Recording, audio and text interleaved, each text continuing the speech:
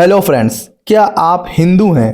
अगर आपका जवाब है हाँ, तो आपके लिए है एक बहुत ही अच्छी टैक्स की प्लानिंग जिसके थ्रू आप बचा सकते हो एक्स्ट्रा टैक्स। जी हाँ, आज हम बात करने वाले हैं एक बहुत ही एक अलग कॉन्सेप्ट के बारे में जो शायद बहुत लोगों को नहीं पता होता है।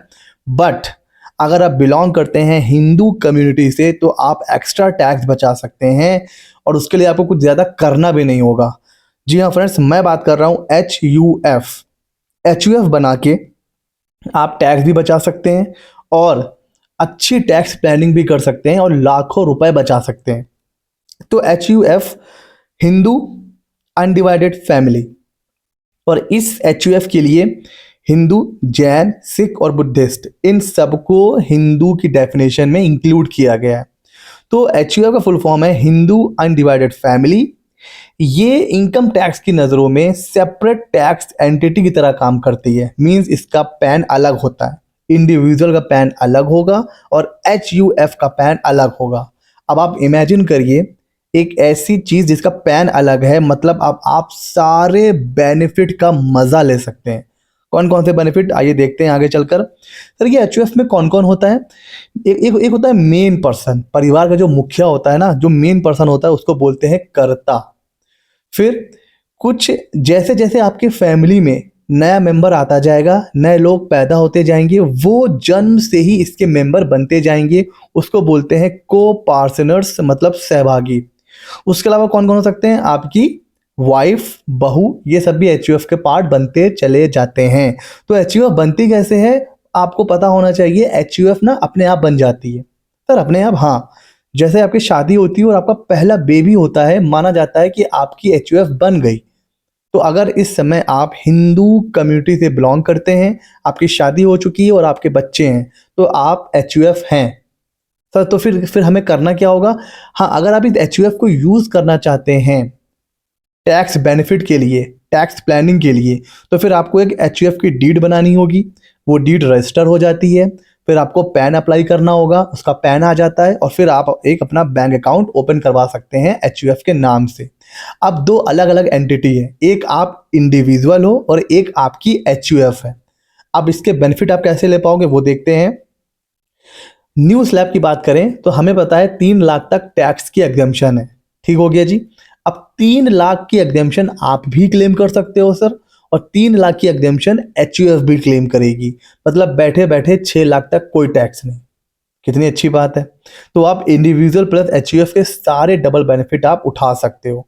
अच्छा सर, एच यू एफ क्या क्या काम कर सकती है, इसका सोर्स ऑफ इनकम क्या हो सकता है? तो सर कुछ भी जो आप एज अ इंडिविजुअल कर सकते हो वो एच यू एफ भी कर सकती है।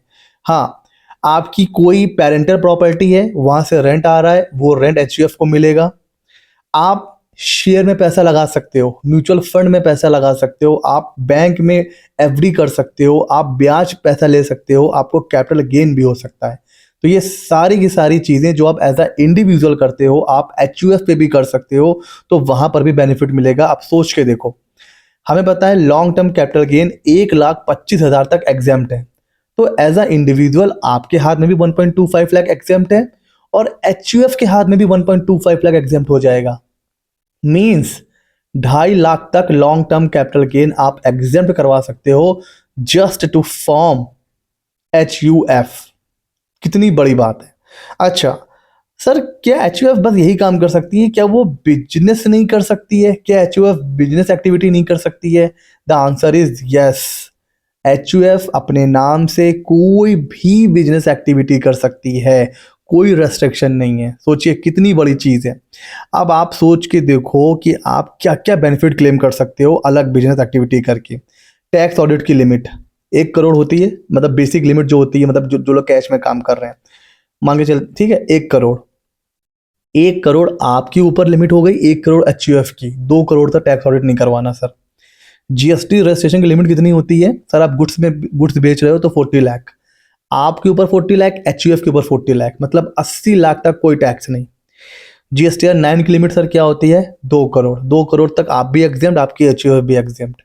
ई इनवॉइसिंग 5 करोड़ तक आप भी एग्जेम्प्ट, आपकी एचयूएफ भी एग्जेम्प्ट। इस तरह के जितने भी बेनिफिट हैं लिमिट वाले, वो आपके ऊपर भी हैं सर, और एचयूएफ के ऊपर भी एप्लीकेबल हैं। तो आप सिर्फ एक एचयूएफ बना के कितना बेनिफिट क्लेम कर सकते हो, जस्ट इमेजिन।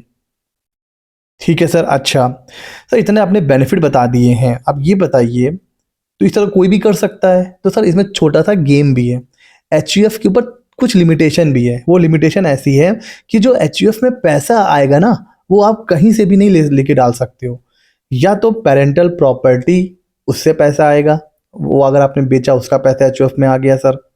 या पेरेंट्स या दादा दादी गिफ्ट कर सकते हैं एचयूएफ में, वो भी प्रॉपर रजिस्टर्ड डीड, ये ऐसे मुंह जबानी नहीं, ठीक है, वर्बल नहीं, आपको रजिस्टर्ड करना होगा। या फिर जो वसीयत वगैरह होती है, कोई पेरेंटल प्रॉपर्टी मिल रही होती है, उसके बारे में बात हो रही है। विल कोई लिख के चला गया एचयूएफ के फेवर में, तो वो सारी चीज़ें। इसके अलावा कहीं से भी कैपिटल नहीं आ सकती है। अच्छा सर, अगर कोई मेंबर अपना पैसा दे दे, सपोज कुछ लोग दिमाग लगा सकते हैं ना कि मेरे पास 10 लाख रुपए है, अब 10 लाख की एफडी मैं करूँगा तो मुझे इंटरेस्ट, भाई मेरी अदर भी इनकम होती है, अब एफडी की भी इनकम हो जाएगी, तो हो सकता है मैं एग्जाम्पशन लिमिट से ऊपर चला जाऊं। तो एक काम करता हूं, इस 10 लाख को एचयूएफ के अकाउंट में डाल के एचयूएफ के नाम से एफडी कर देता हूं। तो वो तो भाई 3 लाख तक वहां पे मुझे छूट मिल जाएगी, तो इंटरेस्ट पर कोई भी पैसा हमें, कोई भी टैक्स हमें पे नहीं करना पड़ेगा। यहां पर आप फंस जाओगे, बिकॉज यहां पर आ जाएगी क्लबिंग। कोई भी मेंबर, और मेनली अगर करता, अपनी सेल्फ एक्वायर्ड, उसने अपने पैसे से कोई प्रॉपर्टी परचेज करी थी, वो अगर एचयूएफ को दे देगा और उस प्रॉपर्टी से कोई रेंट आ रहा है, तो वो कर्ता के हाथ में ही टैक्सेबल होगा। यहाँ पर टैक्स प्लानिंग फेल हो जाएगी। उसी तरह पैसा आपका है, आपने एचयूएफ के नाम पर एफडी कर दिया, भैया वहाँ पर भी दिक्कत है। वहाँ पर दिक्कत सर क्या है, वहाँ पर भी जो एफडी का इंटरेस्ट होगा वो आपके हाथ में ही टैक्सेबल होगा।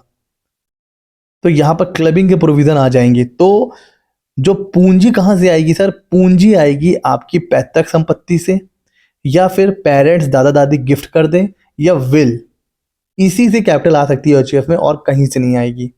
तो सर अब हम करेंगे क्या?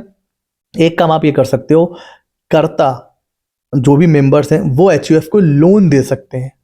वो आप लोन दिखा सकते हो, लोन भी ऐसे वर्बली नहीं, रिटर्न एग्रीमेंट होगा, प्रॉपर रीपेमेंट शेड्यूल होगा, इंटरेस्ट का रेट उसमें डिसाइड होगा, ये सारी चीज़ें होंगी।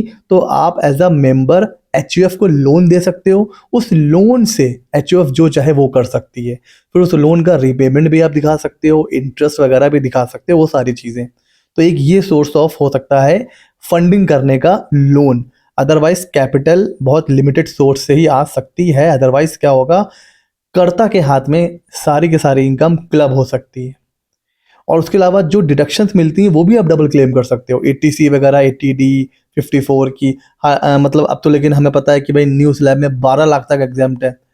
तो हाँ, यहाँ पर एक चीज़ और है, 87A जो है ना, वो सिर्फ इंडिविजुअल को मिलता है, एचयूएफ को नहीं मिलता है। तो एचयूएफ की इनकम 3 लाख तक एग्जाम्प्ट होती है, 12 लाख तक एग्जाम्प्ट नहीं होगी। 87A का जो बेनिफिट है वो सिर्फ इंडिविजुअल को मिलेगा। अच्छा सर, ठीक है। तो अब एचयूएफ बनाने के बाद लोग गलती यही कर देते हैं, अपनी पर्सनल इनकम और एचयूएफ को दोनों को मिक्स कर देते हैं। अपना पैसा एचयूएफ को दे दिया, एचयूएफ का पैसा खुद निकाल कर रख लिया, ये नहीं करना है। एचयूएफ अलग एंटिटी है, उसको बिल्कुल अलग रन करना है, ये मानते हुए कि उसका सब कुछ अलग है। कोई गलत कैपिटल आप उसमें नहीं इंट्रोड्यूस कर सकते हैं। मैंने अभी बताया कि बहुत लिमिटेड सोर्स से कैपिटल आ सकती है, और डॉक्यूमेंटेशन कोई मेंटेन नहीं करता है। देखिए, जब डिपार्टमेंट आपको एक बेनिफिट दे रहा है इतना बड़ा एचयूएफ बनाने का, तो आप ये सोचो कि उसके ऊपर नज़र भी बहुत तगड़ी रहती है, बहुत ही क्लोज मॉनिटरिंग होती है डिपार्टमेंट की तरफ से। अगर कोई एचयूएफ रडार में आ गई तो सारी चीज़ें खंगाली जाती हैं। तो डॉक्यूमेंटेशन आपको रखना ही रखना है, लोग नहीं करते हैं और फंस जाते हैं। ठीक हो गया सर। तो ये चीज़ें हैं। तो एचयूएफ एक बहुत पावरफुल टूल है, आप इससे टैक्स बचा सकते हो, बट हाँ, आपको प्रॉपर प्लानिंग करनी है और क्लबिंग से बच के रहना है। मैंने आपको बता दिया, आप अपनी कोई पर्सनल इनकम एचयूएफ में डाइवर्ट नहीं कर सकते हो। आपको कुछ करना है तो आप या तो जो कैपिटल सोर्स है वो दे सकते हो, या आप लोन दे सकते हो। तो ये है एचयूएफ का पूरा कॉन्सेप्ट। कैसा लगा ज़रूर बताइएगा।